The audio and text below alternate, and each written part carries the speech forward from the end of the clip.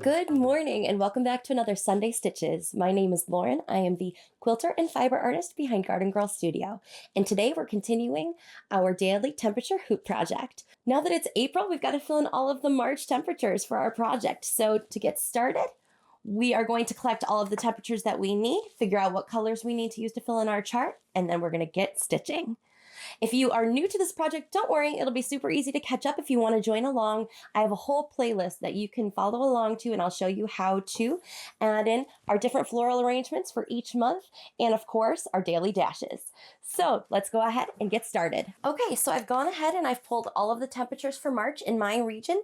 Don't forget to pull the temperatures for your area. I have pulled the average daily temperature, and you can see these are the average daily temperatures. It was a pretty broad range. It ranged basically from 47 degrees Fahrenheit on down to about 20, which is pretty cold. I think, yeah, okay, I just double checking to make sure that my numbers were right. And I pulled the colors we're gonna need. So we're gonna need the dark blue, the light blue, lavender, and this mauve pink colors. We're gonna get a tally for each of these colors and then we'll get started. Okay, so I did a quick tally. We have 7 dark blue dashes, 3 light blue, 14 lavender, and 7 mauve pink. You can see we're starting to get warmer. I'm so ready for spring. I don't know about you. So we're gonna go ahead and fill in those dashes. Let's start with our dark blue. Again, I'm using all 6 strands. We only need 7 dashes, so I don't need anything huge for our strand.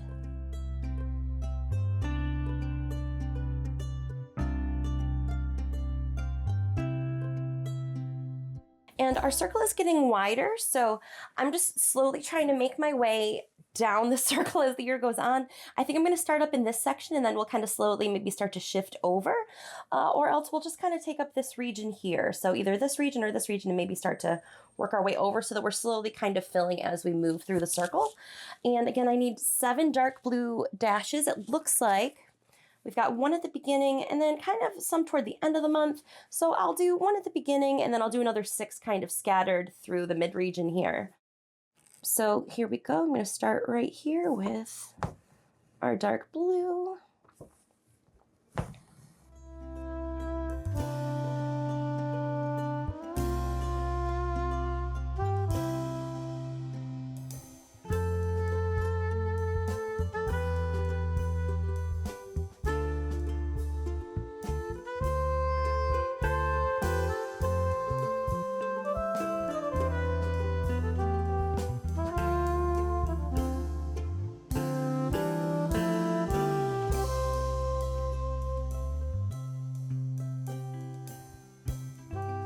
This doesn't have to be perfect by any means. So those are our 7 blue dashes. And now we need 3 light blue dashes, and they kind of all occurred near the dark blue. So I'm just gonna pop them in right here near in the middle of our dark blue dashes. And again, we only need 3, so I have a very short strand here. So 1, 2,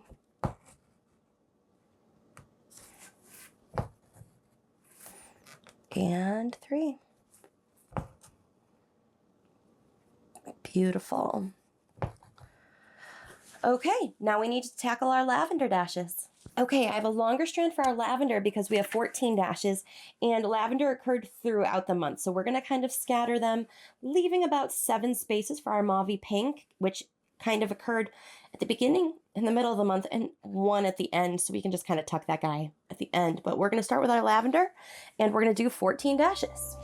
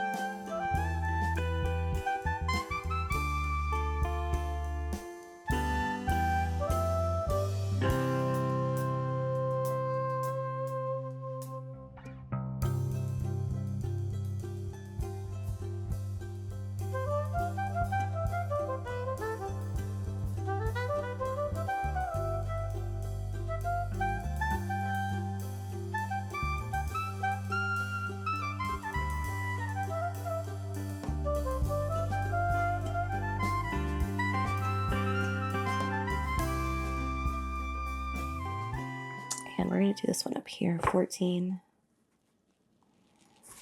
Okay. Beautiful. Tighten this up just a little bit.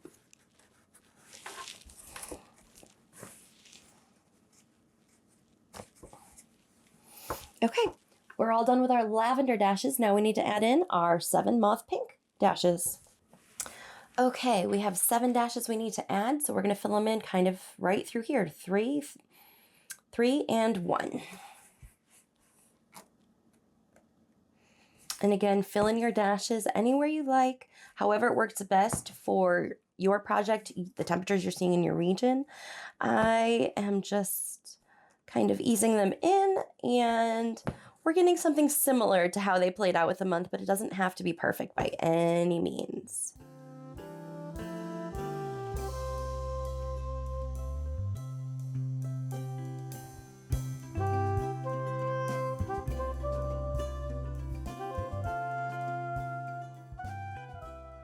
And again, don't worry about being perfectly on the line. These pen marks, if you've used a Frixion pen that is heat erasable, should go away if we add heat using an iron once we're all done. No one's going to know where the original lines were. No, I won't tell, I promise. Okay, so now we've added all of March's temperature dashes. So now we got to add in our floral. I think for this round, we are going to add in our hydrangea. So let's go ahead and add that in. What I think I'm going to do is we're actually going to fill out this hydrangea-esque flower, and then we're also going to fill out this little accent. I have a number of these little accents throughout, and I think I'm just going to kind of pair them with whatever item they happen to be near. So in this case, we're going to pair this hydrangea with this little accent flower, so we're actually going to do both of those today. And I'm going to start with my mauve color, my 316. These are the 3 colors we get to work with, because these were the 4 colors we get to work with. These were the 4 colors we use this month. So I'm going to start with my mauve color, and I'm going to do these 3 outer hydrangea flowers, and then I'm going to use the lavender to fill in the outer 4, kind of as if the color were changing. Actually, you know what? We'll do it this way. Okay, so we're going to do the lavender on the outside, and we're going to use this mauve pink on the inside, and I'm using 3 strands. We're going to start with the mauve pink because that's what I have currently threaded right now. And then we will do this little starburst in the 2 blue colors. I think that'll be really pretty. So let's get started. We're just doing little lazy daisy stitches for these. So it shouldn't take too long for us to get them done.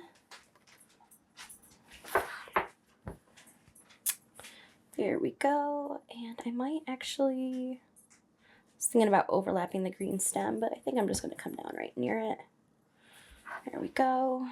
I'm going to kind of fluff that petal out a little bit. Perfect.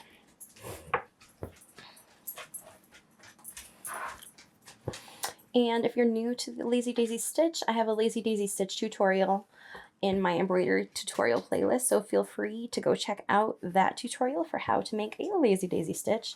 It's super versatile and definitely worth knowing because you can use it for petals, leaves. It's the start of the chain stitch. It's just a really great all-around stitch to use.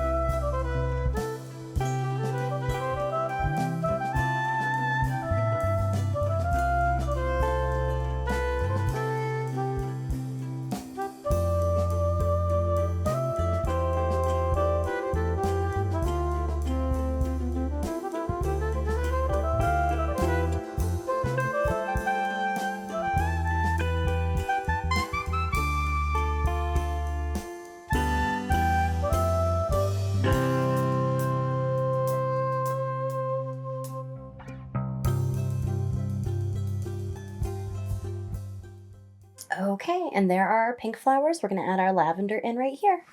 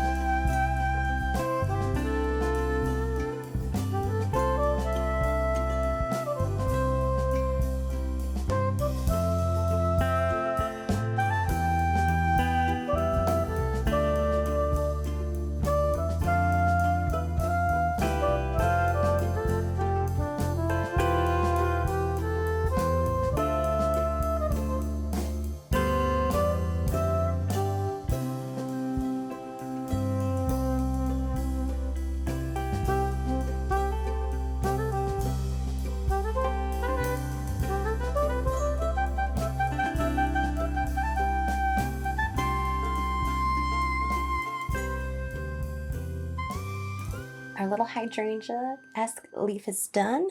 I think I'm gonna add little French knots to the centers of each of these, and then we'll work on our little accent flower.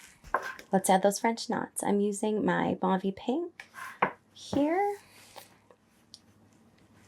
3 loops, and we'll go back down. Even gonna do these little guys here too. And I'm gonna use mauve pink for all of them so it kind of ties them together as one unit. Little color trick. This one I did 2 loops because it's a little bit of a smaller flower. These ones I'm only going to do 2 loops as well. Nice and quick French knots. Anyone else love French knots, or is it just me? I find them kind of soothing. And I like how they look in projects. But I know they're not everyone's favorite. I don't know if I'm the only one. Go. I'm going to do a 2 loop on that again. And this one's a smaller flower, so we'll do 2.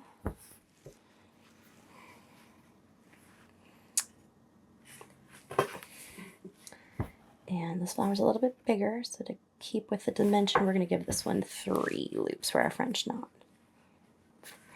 There, easy enough.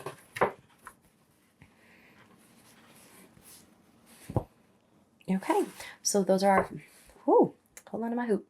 So those are our French knots, and now we're gonna do our little accent flower. I'm starting with our lighter blue color, so we're gonna do little 2 loop knots here in the center.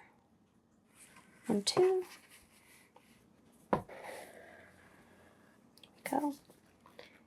And another knot here. I'm so used to doing 3 loop knots. There we go.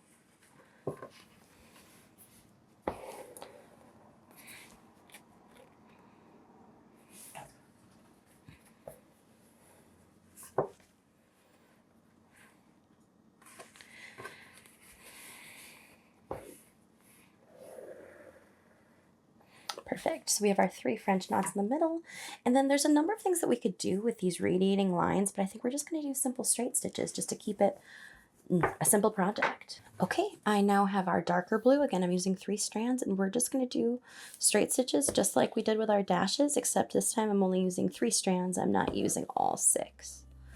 And we're going to make our way around.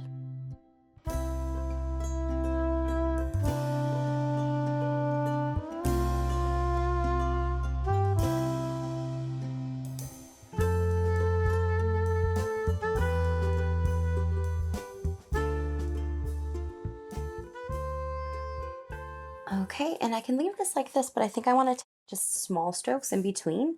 And this is going off of the design, but I think I want to just take some intermediate strokes just to fill it in just a little bit more and make it look a little bit less abstract and a little bit more exciting. So we're just taking small strokes between the long strokes that were drawn in our design. Just little short stitches. It's going to make them look a little bit more like those dandelion poofs, which I think is just a bit more fun. Give them a little bit more of that flower quality. Sometimes it's good to go off design and just make artistic, creative decisions as we work. And this, I think, is one of those instances.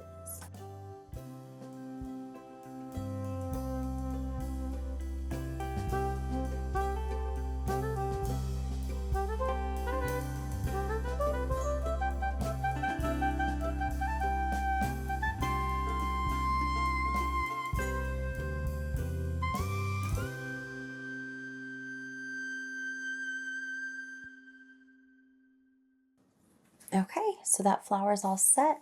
We've added our hydrangeas today and our little accent flower. Our project's really coming along, and it's interesting to see the colors that we're using along the way. We used a lot less blue this time and a lot more of the pink, mauve, and lavender.